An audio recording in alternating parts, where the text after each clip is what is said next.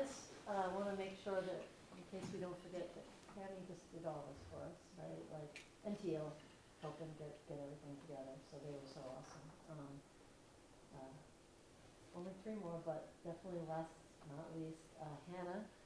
I knew her as Hannah Sparks in genetics class first time when I got the most perfect chapter notes outlined and highlighted, as if they were printed in the textbook themselves, right? And then I was so fortunate that she came and did research with us, and then she did a master's with me right during the COVID transition.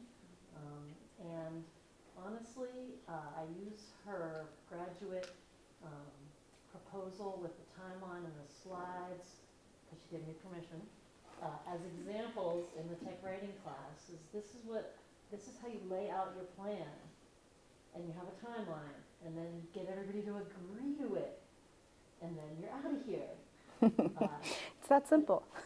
Because you have a plan, and she made her plan work beautifully, and really she's one of those students that, quote, I don't know what we're going to do when she leaves, end quote, from another faculty member. And there's only a handful of folks that you hear that about, and here's one of them, Hannah Robinson.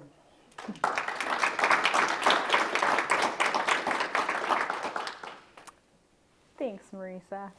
I am going to try to be a little quick. Not take my whole time block, but we'll see how that goes. I had a plan, a strategic plan that I was going to modify and manipulate my PowerPoints after I got all the great examples. And then I went back and I looked at it and I was like, oh, it's kind of the same theme. So I didn't have to do that much editing last night, which is good. Let's see. Okay, so for those of you who don't know me, first and foremost, I'm a mom. I think the last time I spoke at the BRIC Symposium, I was not a mom. So I'm a mom to Layla and a wife to AJ, and I'm gonna have a baby named Oliver in July.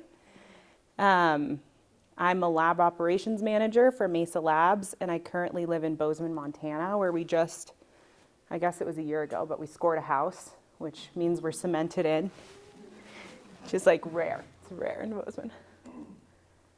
Where did I come from? I'm born and raised in Colorado.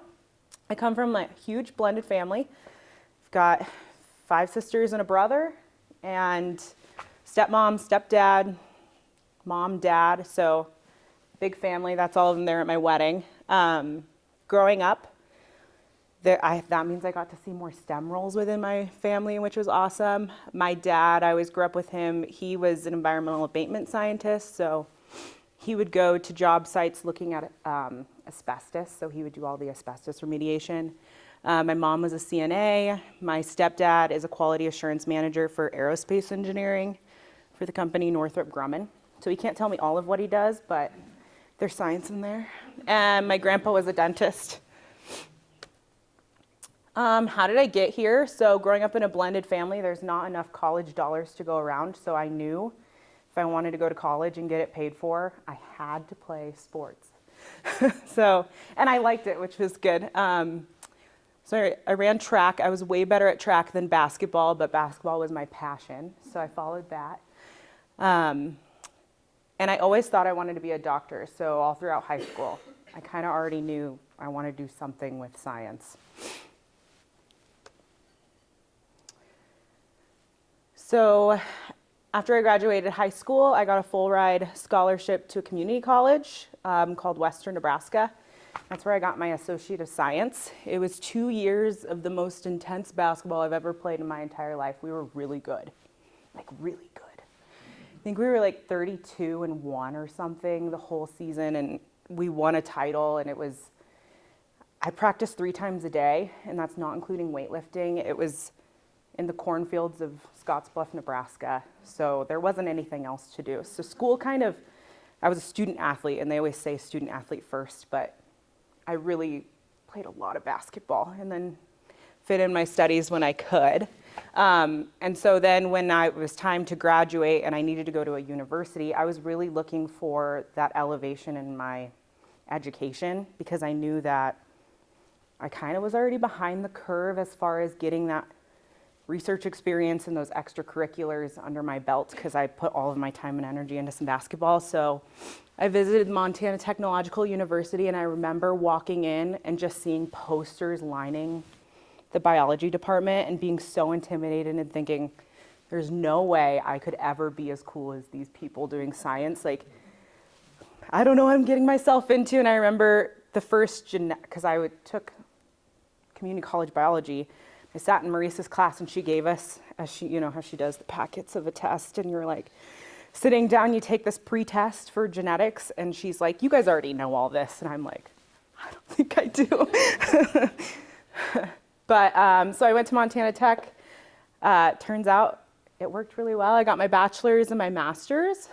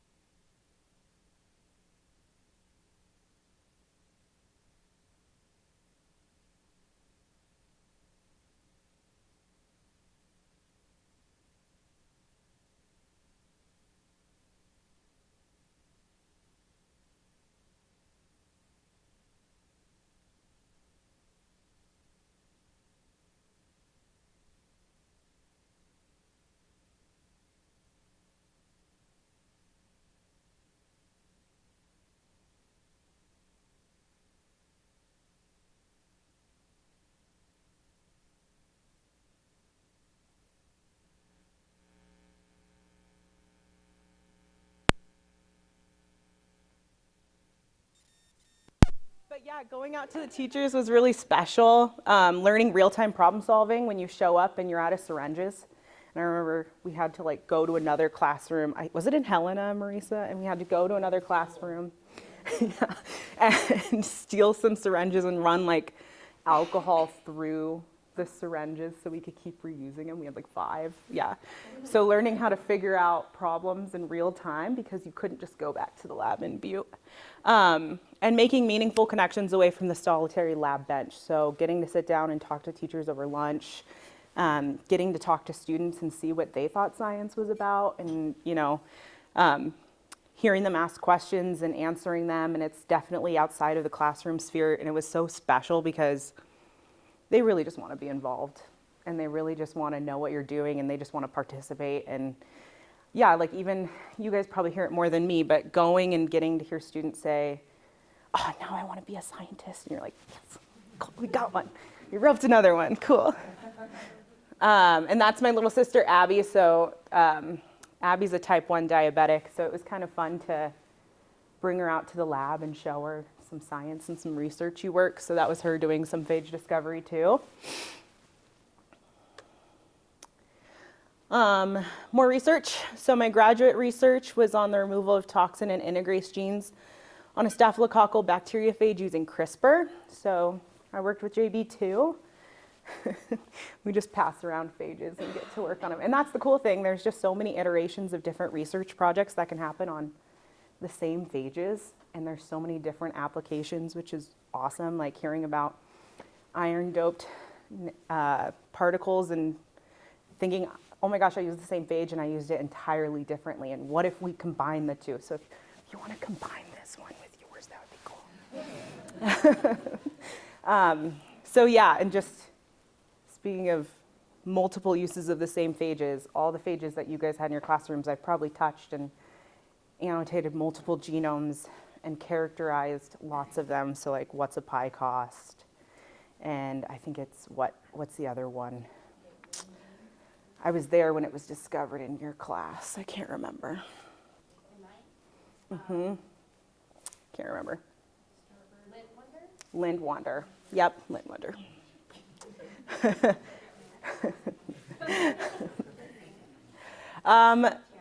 So throughout my research experience for both my undergrad and my grad and doing BRIC and Phages, I got a lot of professional development that I don't think many people get. Like, we are all so lucky in this room that we got this professional development mentorship.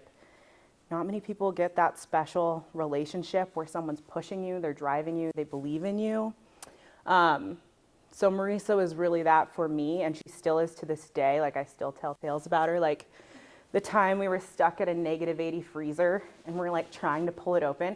And I was like in the peak of my athleticism, like playing collegiate basketball, and I couldn't get this thing open, and Marisa comes and she's like, ugh, yanks it open.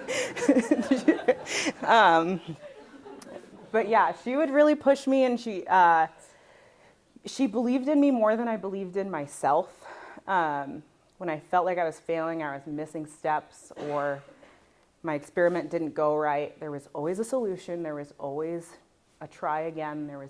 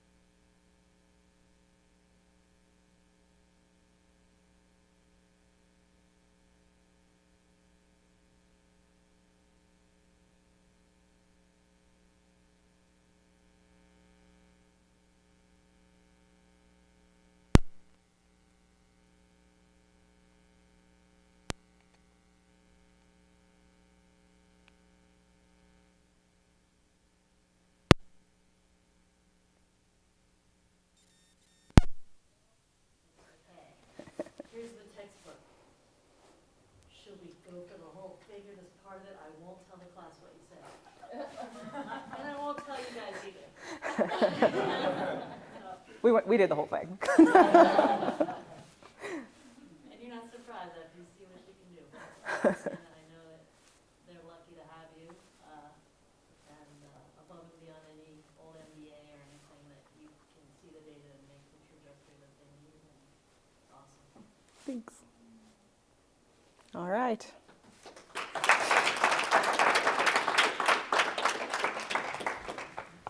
And thank you for sharing Judy's vision. Oh, it was shared with me, Now so that it technically I'm doesn't just have a passing.